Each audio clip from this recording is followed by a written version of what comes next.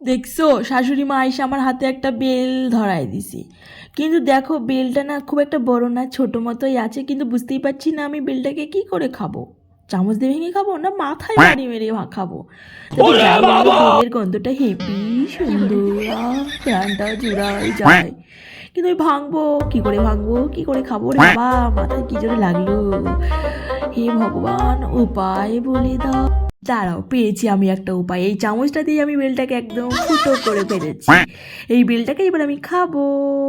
আমার না বেলের ভেতরের অংশটার থেকে না বাইরের ওই ছোকলা মোকলাগুলো না খাইতে হেব্বি স্বাদ লাগে জানো। তোমাদের কেমন লাগে আমি জানি না, তবে আমার বেলটা এই মানে এই সময় এখন খুবই ভালো লাগছে। বেলটা আরও ভীষণই মিষ্টি ছিল বেলটা। সত্যি অনেক দিন পরে বেলটা খেয়ে না মনটা একদম ঠান্ডা ঠান্ডা হয়ে গেল। তোমরা আর কি করবা বলো, তোমরা দেখতে থাকো আর আমি খাইতে থাকি, কারণ আমার না খুব খিদা পাইছে। তো চলো, ভালো থেকো সবাই, পরের বেল নিয়ে আবার দেখা হচ্ছে।